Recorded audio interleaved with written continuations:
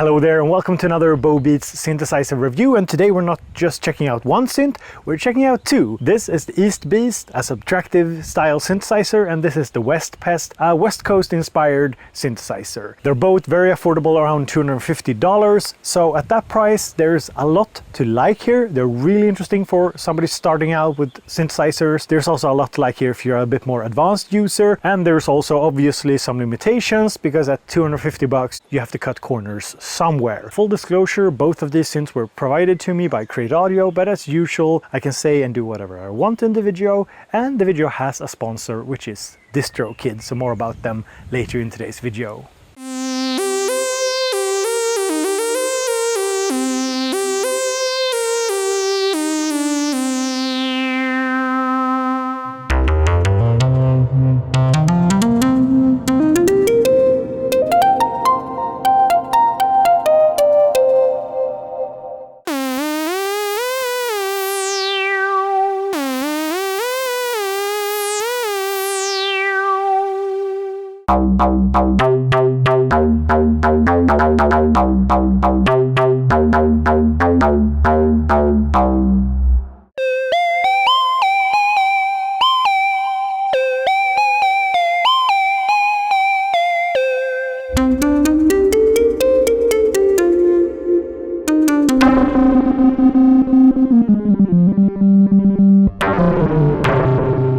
So the Pest is inspired by Buchla style synthesizers, the West Coast style synthesis, whereas the East Beast is a more traditional subtractive analog synthesizer. And I think that the East Beast is probably the one I'd recommend first because it's just a very nice traditional one voice analog synth. This one is a little bit more quirky, so if you're looking for something slightly more complex, slightly more unorthodox, then this one is really interesting too.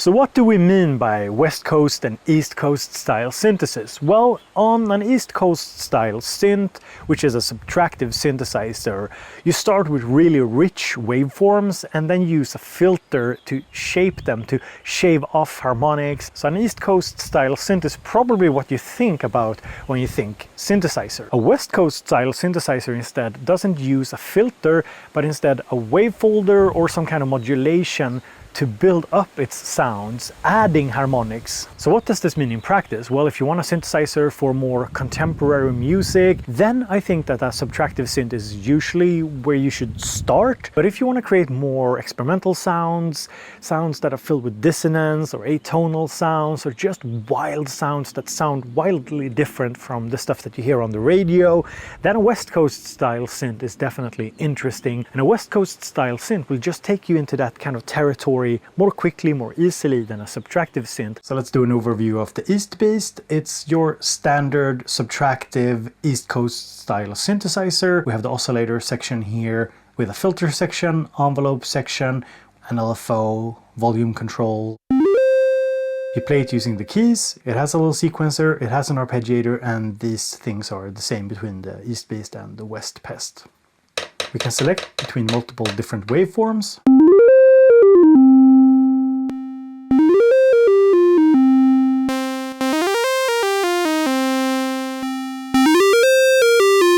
You can also combine different waveforms together, so here's sine and saw, sine and square, square and saw. We also have noise.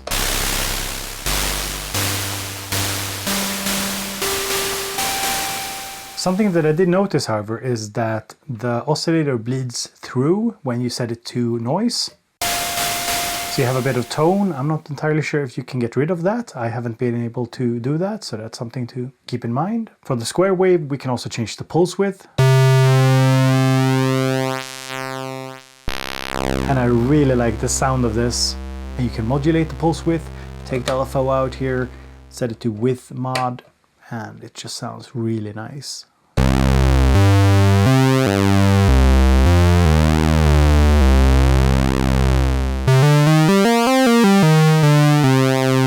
We also have fine-tuning, glide, and FM. And FM is normal to the LFO, so basically when we turn it up,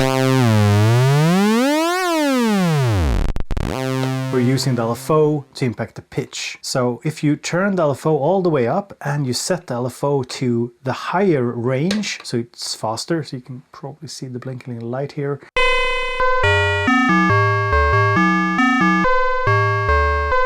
We get some proper FM action going on there with the LFO. So the LFO has two different modes or range modes. So you can turn it down and also just use it for a slight vibrato.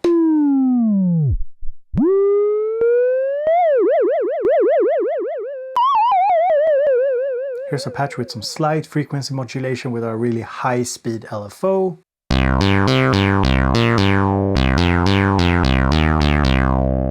Next up we have the filter.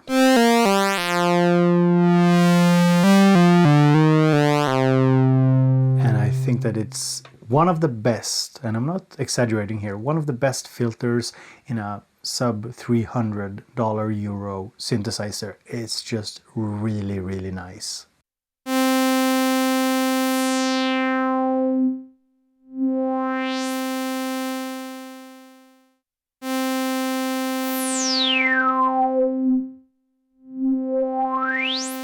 And it's a state variable filter, meaning that you can change the filter type. So we could just do it like this, and now we have bandpass.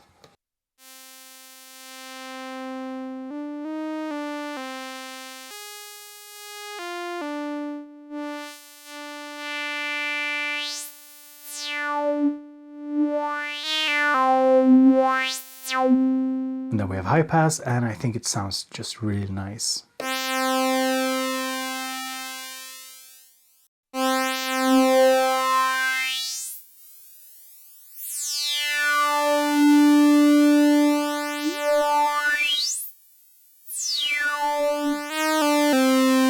It's just super smooth. And then we have filter mod, which I think it's normal to the envelope if I'm not mistaken. You can of course break it by patching something to filter mod here. So we could take, for example, the multi. It can be an LFO, for example. It can send CC messages. It can also send random voltages. It can also work like a decay envelope. So I've set it to the decay envelope.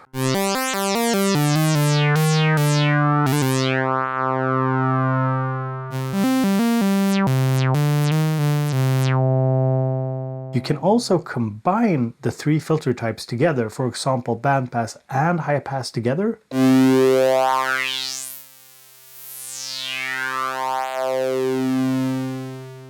Or low pass and bandpass.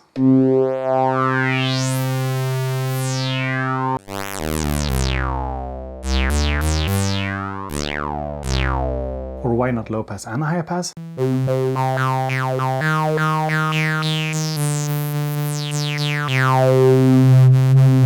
There's also two quite unique and interesting features. One of them is that you can set the oscillator wave to random, so whenever I play a note, it changes the waveform. So I quite like that feature, and I haven't seen it on many other synths in this price range. Now the second thing is that you can actually randomize the filter type per note played.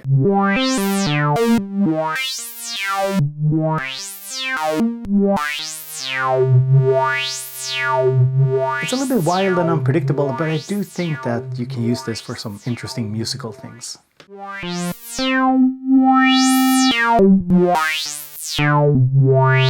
And then we have the envelope, standard ADSRs, attack, decay, sustain, release. So we can make anything from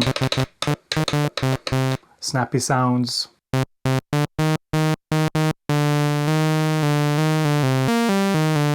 to smoother, more drawn out sounds.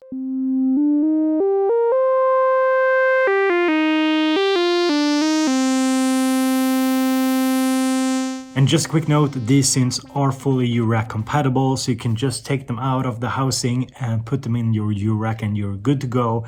And because of the patch bay layout, they're very easy to integrate in your eurorack setup too.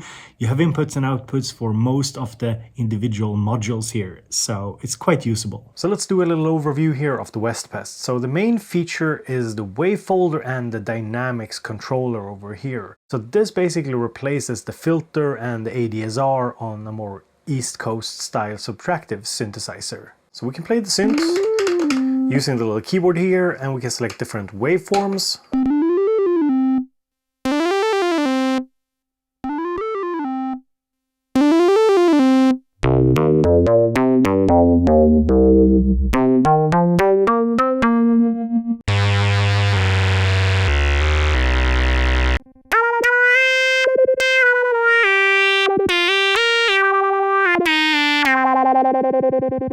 And using the wave folder, we introduce harmonics by folding the wave on top of itself up to 6 times. So we can dial in something we like. And then we can modulate the wave folder. So now it's normal to the LFO.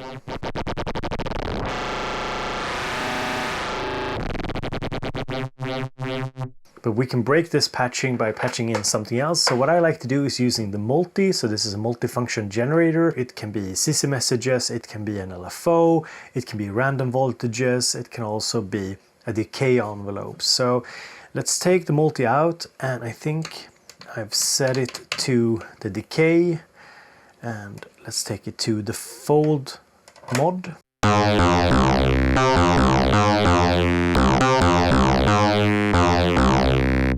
We're just giving the wave folder here a little bit of movement. We can introduce some resonance.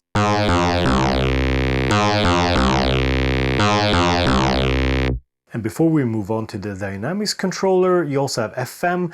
Now this can be patched here on the patched bay, so we have the FM input here. So you could take, say, an oscillator from another synth, patching it in here. It's normal to the LFO. So it just gives us a bit of vibrato basically. And if we turn the LFO up to audio rates,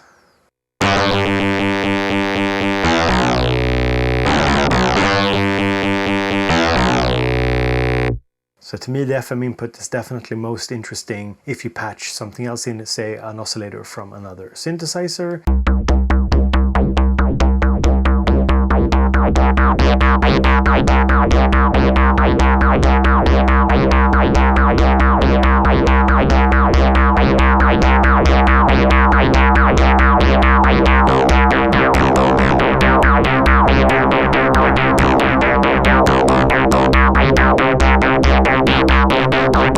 Then we have the dynamics controller, which is a slightly new take on the low pass gate that you can find on typical Buchla style synthesizers.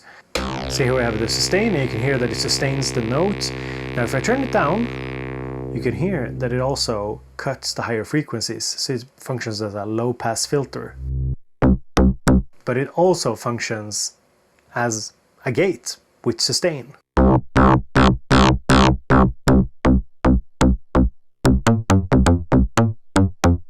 Then there's also a release.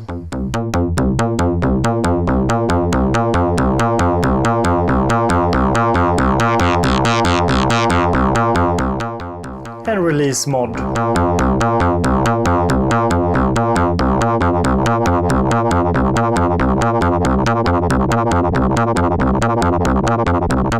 So if you listen, you can hear the release, the sound is ringing out, and if we increase the release mod, it's normal to the LFO.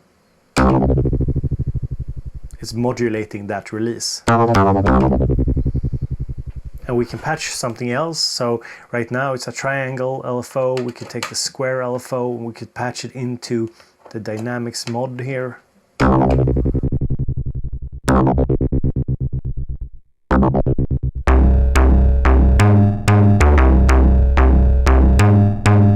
I think especially when we're turning up the LFO to audio rates is where things start to happen. We get these sort of more clangy, interesting tones.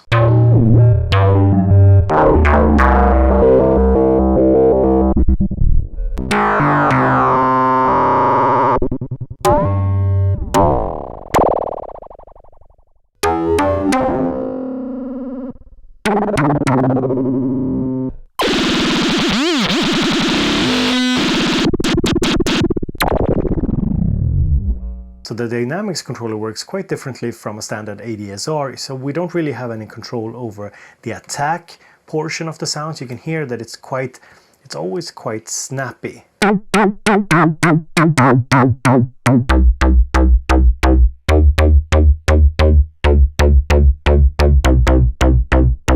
patch bay itself is divided into outputs and inputs, and we have inputs for most of the things here.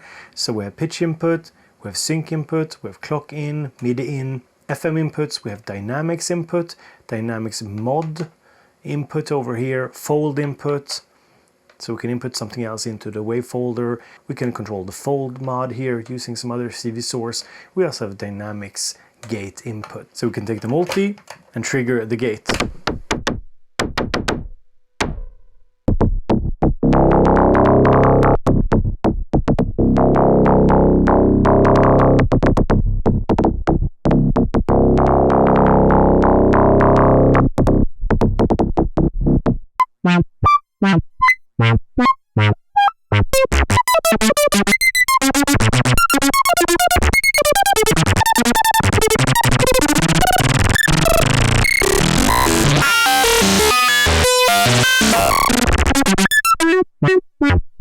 And there's also a basic sequencer and a basic arpeggiator.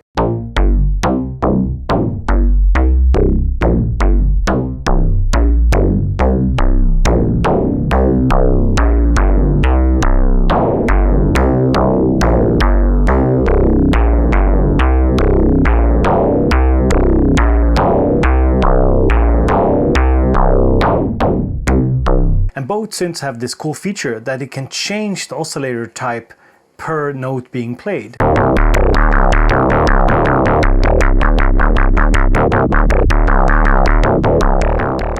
Next up, let's talk about some negatives, but first a word from today's sponsor. Here's 5 reasons to try out DistroKid. Firstly, you sign up for about $20 a year and you can upload unlimited amounts of music. Secondly, it's really quick and easy to upload. Basically, anyone can do it without any prior knowledge. 3, there are different tiers of subscriptions, so if you want to release your music under, say, different artist names, or if you're starting a label, DistroKid has an option for you. 4, DistroKid lets you upload to relevant stores and streaming services, such as Spotify and iTunes, and it doesn't take long for the music to be available in the stores. 5, there's also the hyperfollow feature, which automatically creates a custom page where people can find out where to buy or listen to your music, and I personally really like this feature. So go and check out DistroKid using my link in the description. You get a little discount and you support the channel.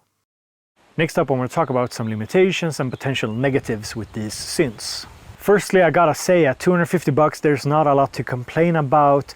You have to live with certain limitations at that price point, and it's totally fine. So one negative is that when you set the oscillator to noise, we get some bleed, so you actually get a sort of tonal sound to the noise, which is not really ideal, at least not for me. Now another negative, which is super subjective, is the look of these units. Now I've talked to several people who told me that they don't quite like the look, the color scheme and the design. Yeah, take it for what it is. I mean, maybe you like the look of them, but I know plenty of people who don't, which is sad because they're really good synthesizers. I mean, to be totally honest, to me they don't look that bad, especially at a distance. Pretty nice still, but yes, I totally understand if this is not your vibe, and I think maybe going for something slightly less tacky could be a good idea for future products. And let's be totally real about it, how things look and feel is super important when it comes to hardware synthesizers, so it would be a shame if people didn't pick them up because of the look. Now another potential negative, or maybe just a corner that they had to cut to keep prices down, is that we don't have any real I/O here on the back. So we have power here on the back, but in order to get audio out of the unit, you're using this output over here. So there's no audio output or MIDI output here on the back. Instead, we're using adapters for MIDI and small jacks for audio out. And I know some people won't like that. They would have preferred big jacks. Now, to me personally, it's not a deal breaker, but just know that this is how it is. And I think it's definitely a reasonable corner to cut in order to keep prices down. So West Pest or East Beast? Let me know down in the comments which one is right for you, or maybe none of them. And as always, thank you for being here. If you liked the video, hit the thumbs up. Don't forget to subscribe, and I hope to see you in a future video.